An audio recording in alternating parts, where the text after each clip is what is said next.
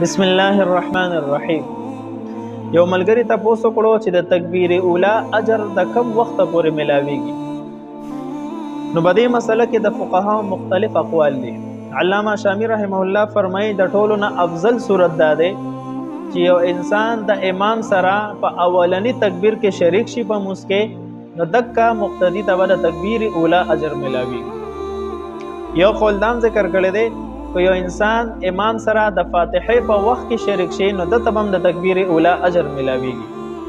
خو البته علامه شامی فرمایي بهتر قول دا دی به ادراک الرکعه الاولى چې یو مقتدی د امام سره په اولنی رکعت کې شامل شي.